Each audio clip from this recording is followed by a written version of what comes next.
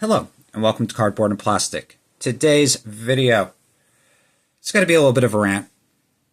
Then I'm going to show you some cards. So, PSA, I sent 2 orders in November. The grades just popped. I looked at them, and I had an 80s, 90s order, and then I had a 50s to 70s. The 80s, 90s order made me sick to my stomach. I was getting 5s on cards from the 80s and 90s. I don't know. And okay, I make a mistake or 2 with an order. So if I had a card like 14, I look over cards, right? And if I have 14 cards, right? In the past, if I did that, I would get one card that would get like a really low grade. I'm like, what the hell? And then I get the card in my hand. I'm like, oh yeah, they were right. I don't make mistake on 60% of the cards. I have never made a mistake on that many cards. And I've been like super picky. Even more picky than in the past. I've been grading since 2020.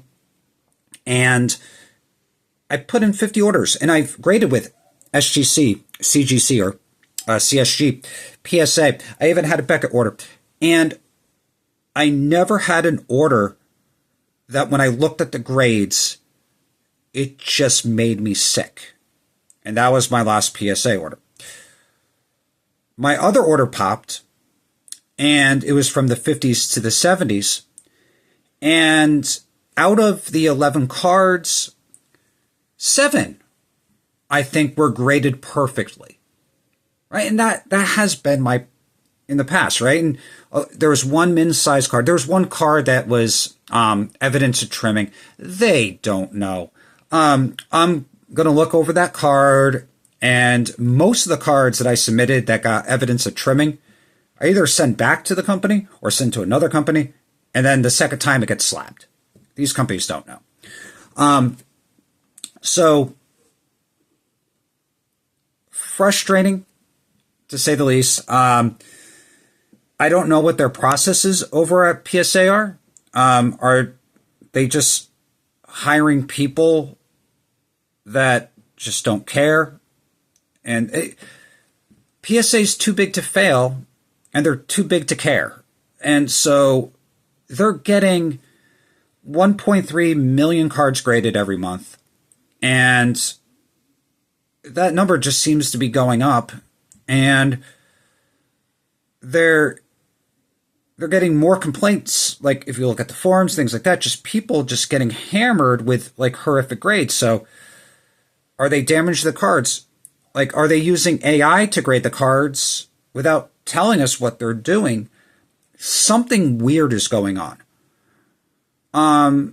It has happened in the past, but now it's getting more and more frequent. And this is the first time I ever experienced this horrific of a submission.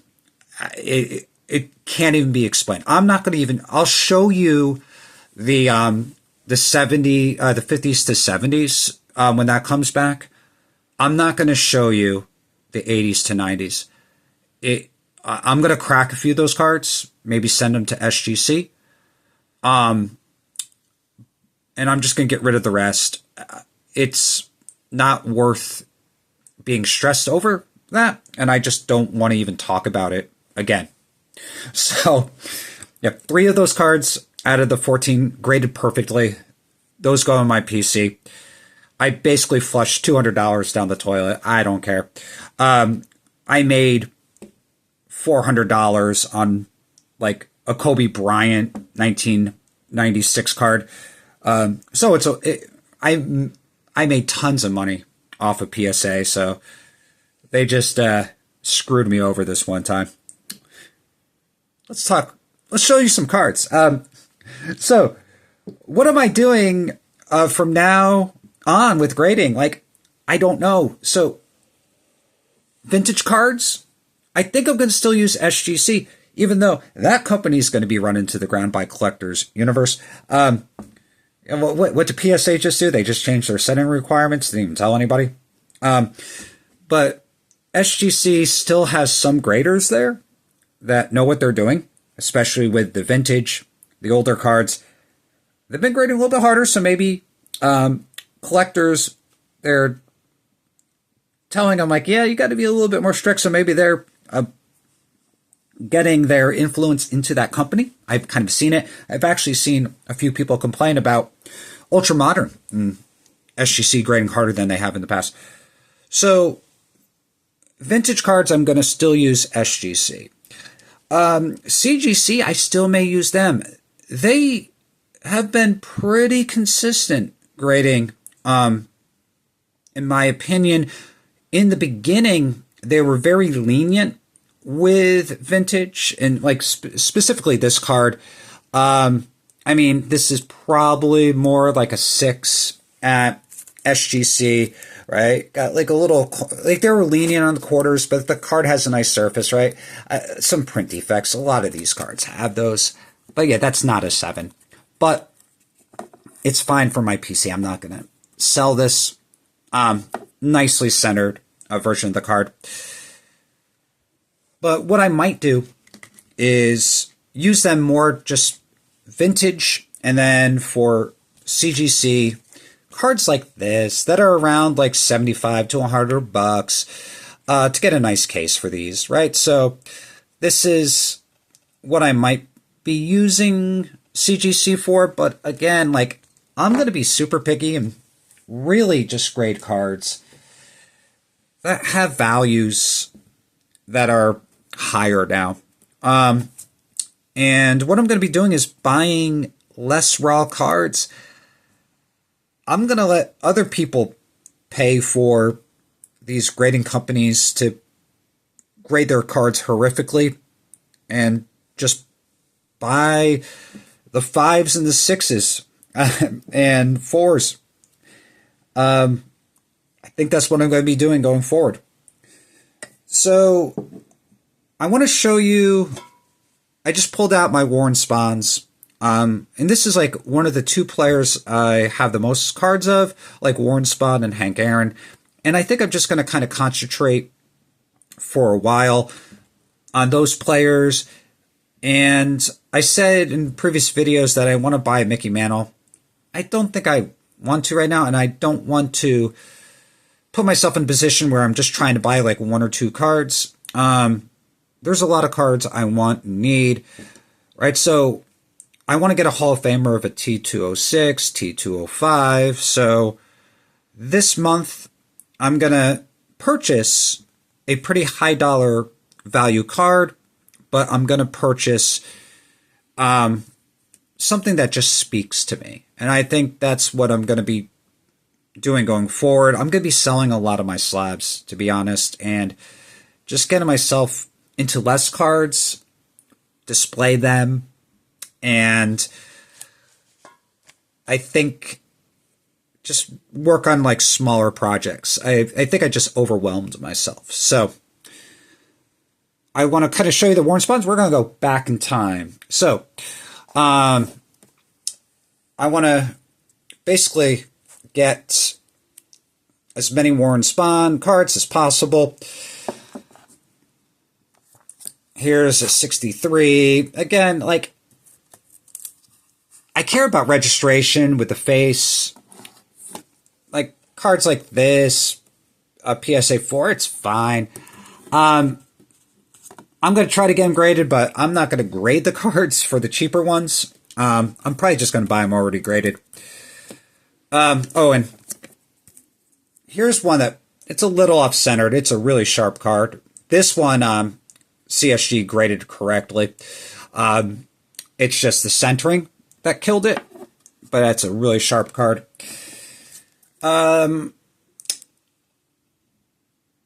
Here's my 1961, while I have the All-Star and the regular. This card may be graded correctly. It has, like, they have print defects. I might look for a nicer version of that. Just get rid of it. And that is from the I got one more card from the 60s. And this card is a 1. However, I'm definitely not going to upgrade this. This is the 1960 Lake to Lake. Good luck trying to get this card for $300, even in this condition. The reason I talked about this in the past, they have like these staple holes, and the reason for that is they staple them to the milk cartons, and a lot of them as well, because they get redeemed, they punch them here, so they'll have like a staple hole and a punch. This one itself just has the staple.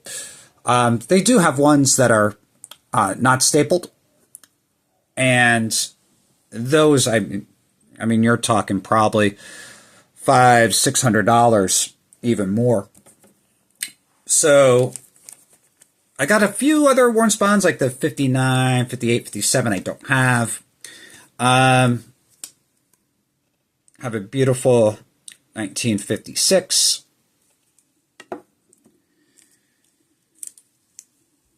An even nicer 1955.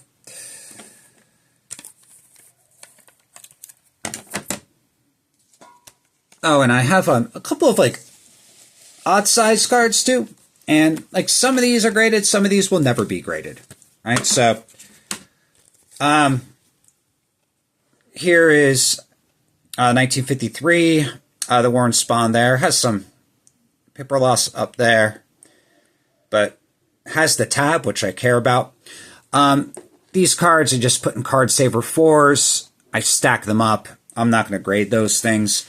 I mean, maybe if I get a really nice, like Willie Mays, Redman, or if I buy like a more expensive one like that, and it's already graded, that's fine. But I'm just stacking those up. This is a card that, I mean, I bought for like $3. Nobody likes these oversized cards from the Topps Big there. So here's another 2 cards that are just large size. This is, I can't even show you the grade there. I don't care. This I graded with SGC. I got this for a great deal for the 1955 doubleheader. And this card is the 1951, and this is the Burke Ross doubles, and it's off-centered, but it's still attached, which I think it's kind of cool. A lot of times, I mean, people don't like these big slabs, so I got a great deal on this because it's attached. I think I could probably make money by cracking this, separating it, and grading each one separately, but Spahn and Yogi Berra, both on that card. And Yogi Berra is another player that I collect. So really, like Yogi Berra, Warren Spahn, and Hank Aaron are the 2 big ones I have in my collection. This one I'll never grade. This is the 1951 Topps Warren Spahn. I'm actually going to probably look for, they have like these, they have like the white color backs and then the basically cardboard stock back here. I'm working on that set, but I'm actually going to try to get one of each different type of back as well. So these are getting more and more expensive. I really am still looking for the Yogi Berra for these, and prices are not going down on those. And the blue backs are just insane. And this card here, and like, my thing about cards is the registration, right? It could be a little bit off-centered, but as long as the card looks great, and that's what I'm really looking for. And I got most of these cards I graded myself. Like this card I bought already graded. This one I bought raw from ComC. Nicely centered. It has a couple of like little tiny wrinkles up there if you look closely, but the color just pops on that. Beautiful card. And this one I did buy graded off of somebody from Net 54. This is my Warren Spahn rookie. And that's like kind of like I was like, oh, I want to get like a 1960 or 1956 Mickey Mantle. I'm going to hold off on that. There's a lot of like people now just getting into vintage. Whenever they get into vintage, right? What do they think? Like Mickey Mantle. There was like videos of like people like, what's it? Mary Gamble. Like she's like buying like these vintage cards now, and the people that watch her like see like, oh, like, yeah, she's interested in buying like Mickey Mantle, and then everybody like wants to buy Mickey Mantles. So the price is in the demand. I'm just going to wait. But what I do want is the 49 Leaf Warren Spahn, which I'm going to have to pay up for. So this is kind of what I'm looking to do this month is I'm just going to buy a card that's pretty expensive this month. I'm saving up, selling cards, and I want to pick something that kind of just speaks to me, something part of my permanent collection, right? So less raw to grade and more just buying the card. If it's slabbed up, awesome. I'm not going to play the game anymore, especially how the game is going. It's different right now. And this is coming from somebody that has put a lot of submissions in. The grades that are given out at PSA, you either get something that's very fair, or you're going to spend, and I'm lucky, I only put 14 cards, a small order. Imagine if I had a 50 card order, right? $1,000, and 90% of those cards were graded unfairly, right? That is the problem and the issue. And we need more transparency in grading. If I'm paying $20 to grade a card and you just slab a 5 on that 1990s card, is it that hard to put a note with the cert number saying crease, bottom left corner? Or put down print defect on card. And then if you see that it has a print defect on the cert number notes, and that's the big issue, that's why they took off the points, and then you look at all the other cards and every single card has that same print defect, you know that that card was not graded correctly. We need to hold these grading companies accountable, and we're not. And people continuously just send cards to them, and even if people get a horrific submission back, they keep on sending cards, right? They'll crack and resubmit, right? Yeah, well, it was only $1,000, but I'll make it up the next order. I'm not doing that. I don't grade in bulk, and it's supposed to be fun for me. And it's not fun when you spend $250 and 3 out of 14 cards got the grade they deserved. In the comments below, let me know if you had a recent submission from any of the grading companies that you think just was graded incorrectly. And if so, will you continue to use those companies? Again, as always, have a great day. Keep on collecting.